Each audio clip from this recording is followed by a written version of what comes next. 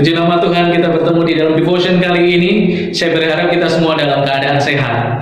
Untuk menjaga kesehatan kita perlu berolahraga. Dan kita juga perlu memperhatikan makanan dan minuman yang kita konsumsi.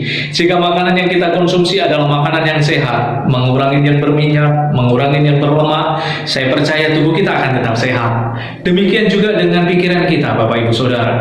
Jika kita memasukkan hal-hal yang bernilai melalui apa yang kita tonton, melalui apa yang kita dengarkan, melalui pergaulan kita sehari-hari, saya percaya pikiran kita pun akan menjadi pikiran yang sehat. Firman Tuhan di dalam Filipi 4 ayat yang ke-8 sampai ayat yang ke-9, saya akan membacakan di dalam terjemahan bahasa Indonesia sehari-hari. Firman Tuhan berkata, akhirnya saudara-saudara, isilah pikiranmu dengan hal-hal yang bernilai, yang patut dipuji, yaitu hal-hal yang benar, yang terhormat, yang adil, murni, manis, dan baik. Jalankanlah apa yang kalian pelajari dan terima dari saya, baik dari kata-kata maupun dari perbuatan-perbuatan saya. Allah sumber sejahtera akan menyertai kalian. Kita harus bijaksana untuk mengisi pikiran kita dengan hal-hal yang bernilai, yang baik, saudara.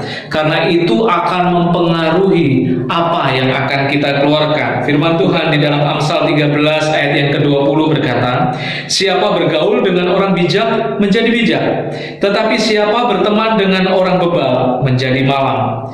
Kita boleh berkenalan dengan sebanyak-banyaknya orang, tetapi dengan siapa kita dekat, dengan siapa kita intens berkomunikasi, bertukar pikiran, dengan siapa kita sering sharing, kita harus memilih, saudara.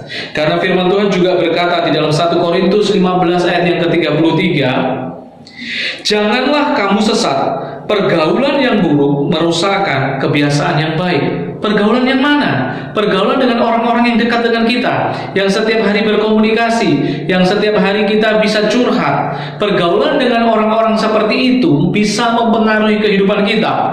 Jika pergaulan kita baik, maka kehidupan kita juga akan menjadi semakin baik. Jika pergaulan kita buruk, maka kebiasaan-kebiasaan kita yang baik pun akan berubah menjadi buruk. Ada cerita di Alkitab tentang awal mula kerajaan Israel terpecah menjadi dua. Pada saat itu, Salomo baru saja meninggal dan digantikan oleh Rehabeam, anaknya. Pada suatu saat datanglah rakyat kepada Rehabeam. Rakyat datang kepada Rehabeam untuk meminta supaya tanggungan dan beban yang selama ini dibebankan kepada rakyat sejak zaman Salomo itu dikurangi. Karena rakyat merasa terlalu berat. Pada saat itu, Rehabeam meminta nasihat kepada orang-orang tua yang hidup pada masa Salomo dan yang selama hidup Salomo menemani Salomo.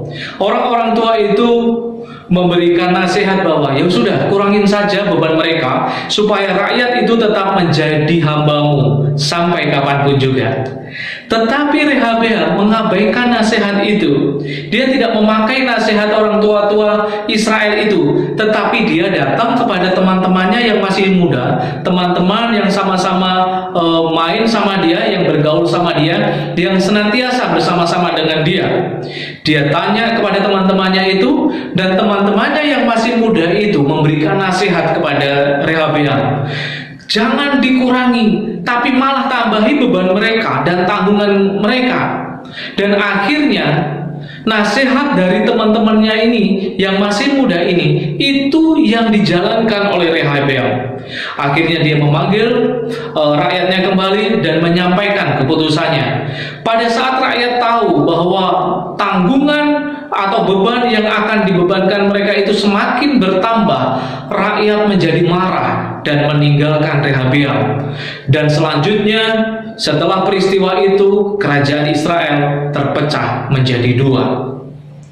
Dengan siapa kita bergaul, saudara, itu akan mempengaruhi keputusan kita, itu akan mempengaruhi tindakan kita.